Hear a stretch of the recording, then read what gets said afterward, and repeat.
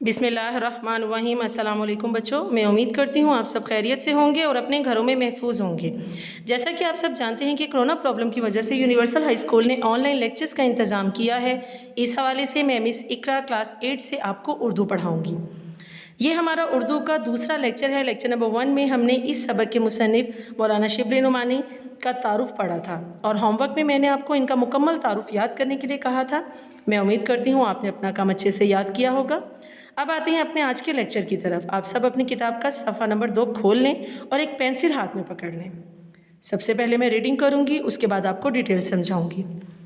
जी, सफ़ा नंबर 2, सबक नंबर 1, हिजरत नबी सल्लल्लाहु अलैहि वसल्लम। मुसन्निफ़ हैं इसके मौलाना शिबली नुमानी रहमतुल्लाह अलैह।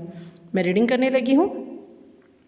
इस वक्त जबकि दावत हक़ के जवाब में हर तरफ से तलवार की झनकारें सुनाई दे रही थी, हाफिज़ आलम ने मुसलमानों को दारुल अमान मदीना की तरफ रुख करने का हुक्म दिया, लेकिन खुद वजूद अक़दस सल्लल्लाहु अलैहि वसल्लम जो उन सितमगारों का हकीकी हदफ था, अपने लिए हुक्म खुदा का मुंतज़िर था। नबूवत का 13वां साल शुरू हुआ और अक्सर सहाबा रज़ी अल्लाह तआला अन्हुम मदीने पहुँच चुके, तो वही इलाही के मुताबिक हज़रत सल्लल्लाहु अलैहि वसल्लम ने भी मदीने का अज़म फरमाया। कुरैश ने देखा कि अब मुसलमान मदीने में जाकर ताकत पकड़े जाते हैं और वहाँ इस्लाम फैलता जाता है। चनाचा लोगों ने मुख्तलिफ रायें पेश की। एक ने कहा मोहम्मद सल्लल्लाहु अलैहि वसल्लम के हाथ पाँव में जंजीरें डालकर मकान में बंद कर दिया जाए। दूसरे ने कहा जलावतन कर देना काफ़ी है। अबू जहल ने कहा हर कबीले से एक शख्स इंतखाब हो और पूरा मजमा एक साथ मिलकर तलवारों से इनका खात्मा कर दे। इस सूरत में इनका खून तमाम कबाइल में बढ़ जाएगा और आले हाशिम के लिए अकेले तमाम कबाइल का मुकाबला ना कर सकेंगे। इस अखीर राय पर इत्तफाक हो गया और झटपटे से आकर सल्लल्लाहु अलैहि वसल्लम के आस्ताना मुबारक का मुहासरा कर लिया। अहले अरब जनाना मकान के अंदर घुसना मायूब समझते थे, इसलिए बाहर ठहरे रहे कि हज़रत सल्लल्लाहु अलैहि वसल्लम निकलें तो ये फ़र्ज़ अदा किया जाए। बेटा रीडिंग कि आज हमने सिर्फ यही 2 पैराग्राफ पढ़ने हैं। अब आते हैं इसके मीनिंग्स की तरफ। इस वक्त जबकि दावत हक़ इस्लाम की दावत, हक़ कहते हैं सच और हक़ दावत इस्लाम की, तो सच क्या है? इस्लाम की दावत के जवाब में हर तरफ से तलवार की झनकारें मतलब उनके इर्द गिर्द तमाम दुश्मन जमा हो चुके थे। जब हज़रत मोहम्मद सल्लल्लाहु अलैहि वसल्लम पर वही नाजिल हुई और उन्होंने इस्लाम की दावत देना शुरू की, तो आप लोग ये जानते हैं, पहले पढ़ चुके हैं पहले तमाम क्लासेस में, कि हज़रत मोहम्मद सल्लल्लाहु अलैहि वसल्लम के ख़िलाफ़ तमाम काफिर हो गए कि ये हमें हमारे जो आबा अजदाद का दीन है उससे दूर कर रहे हैं और ये हमें एक अल्लाह की वाहिद और यकता खुदा की दावत दे रहे हैं। तो वो सारे जो हैं वो दुश्मन बन गए थे। तो तलवार की झनकारें यहाँ पर वो दुश्मनी का जिक्र करते हुए सुनाई दे रही थी। हाफिज़ आलम का मतलब होता है ज़माने की हिफाजत करने वाला। आलम कहते हैं दुनिया को, हाफिज़ हिफाजत करने वाला यानी मुहाफिज़। तो यहाँ पे हज़रत मोहम्मद सल्लल्लाहु अलैहि वसल्लम का जिक्र है, हज़रत मोहम्मद सल्लल्लाहु अलैहि वसल्लम के लिए कहा गया है।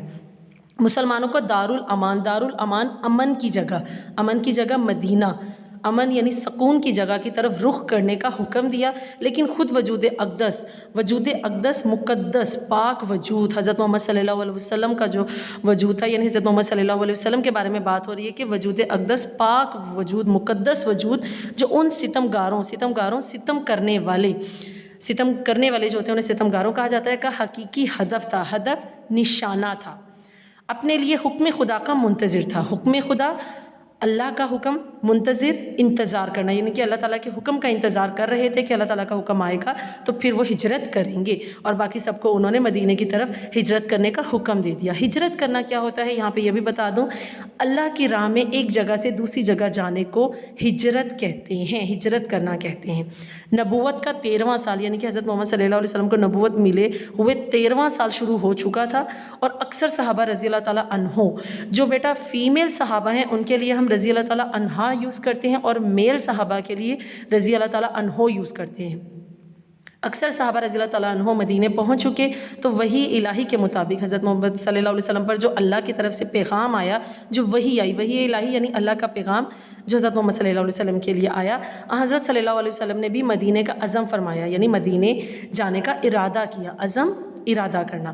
قریش نے دیکھا کہ اب مسلمان مدینے میں جا کر طاقت پکڑے جاتے ہیں، مدینے میں مسلمان جو ہے وہ اسلام کی طرف بہت زیادہ لوگوں کو راغب کر رہے تھے اور بہت سے لوگ اسلام کی دعوت کو قبول کر رہے تھے، تو مدینے میں مسلمانوں کی طاقت جو ہے وہ بڑھ رہی تھی۔ تو قریش نے جب یہ دیکھا، قریش کے لوگوں نے یہ دیکھا اور وہاں اسلام پھیلتا جا رہا ہے، چنانچہ لوگوں نے مختلف رائے پیش کی، تو وہ سب لوگوں نے، مختلف قبیلے کے لوگوں نے مختلف مشورے دیے۔ رائے پیش کرنا، مشورے دینا۔ ایک نے کہا محمد صلی اللہ علیہ وسلم کے ہاتھ پاؤں میں زنجیریں ڈال کر مکان میں بند کر دیا جائے۔ ان میں سے ایک نے کہا کہ حضرت محمد صلی اللہ علیہ وسلم کے ہاتھ پاؤں میں زنجیریں ڈال دی جائیں نعوذ باللہ، اور انہیں ایک مکان میں بند کر دیا جائے۔ تو دوسرے نے کہا کہ جلا وطن کر دینا کافی ہے، جلا وطن کرنا ہوتا ہے وطن سے نکال دینا۔ تو ان میں سے ایک نے کہا کہ حضرت محمد صلی اللہ علیہ وسلم کو ان کے وطن سے نکال دیا جائے۔ ابو جہل نے کہا ہر قبیلے سے ایک شخص انتخاب ہو۔ ابو جہل تو تھا، اس نے یہ مشورہ دیا کہ ہر قبیلے سے ایک ایک شخص آئے، ایک ایک شخص کا انتخاب ہو، اور پورا مجمع یعنی جو لوگ انتخاب میں آئے ہیں وہ سب مل کر، پورا مجمع وہ سب اکٹھے ہو کر ایک ساتھ مل کر تلواروں سے ان کا خاتمہ کر دیں، کہ نعوذ باللہ حضرت محمد صلی اللہ علیہ وسلم پر تلواریں چلا دیں اور ان کا خاتمہ کر دیں۔ اس صورت میں ان کا خون تمام قبائل میں بڑھ جائے گا۔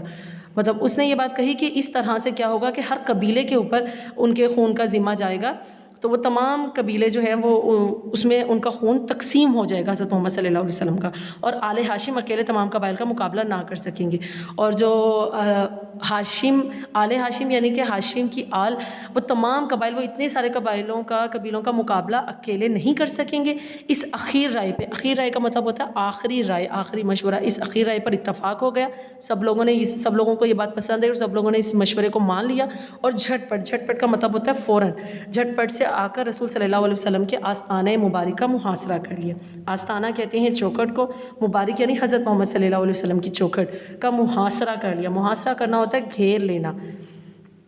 اہل عرب کے لوگ زنانہ مکان کے اندر، زنانہ کہتے ہیں جہاں پر عورتیں ہوں، تو زنانہ عورت کو کہا جاتا ہے، تو زنانہ مکان یعنی عورتوں کا مکان کے اندر گھسنا، اندر جانا یعنی کہ بغیر اجازت کے اندر جانا معیوب سمجھتے تھے۔ معیوب سمجھنا، برا سمجھتے تھے، اس لیے باہر ٹھہرے رہے کہ حضرت محمد صلی اللہ علیہ وسلم نکلیں تو یہ فرض ادا کیا جائے۔ وہ باہر ٹھہرے رہے کہ حضرت محمد صلی اللہ علیہ وسلم جب باہر نکلیں گے تو یہ فرض ادا کر لیا جائے، یعنی تلوار سے ان کا خاتمہ کرنے کا جو فرض ہے وہ ادا کر لیا جائے۔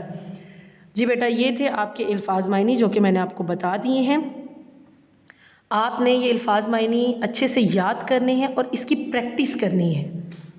یہ دیکھیے یہاں پہ میں نے لکھ لیا ہے۔ اسی طرح سے آپ نے ایک رجسٹر لینا ہے، اس کے اوپر آپ نے لکھنا ہے لیکچر نمبر 2 اردو جماعت ہشتم مترجز الفاظ کے معنی لکھیں۔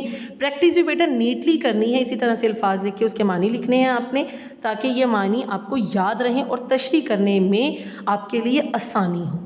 انشاءاللہ لیکچر نمبر 3 میں ہم ہجرت نبوی صلی اللہ علیہ وسلم کا بقیہ حصہ پڑھیں گے۔ اس وقت تک اپنا بہت سارا خیال رکھیے۔ اللہ حافظ۔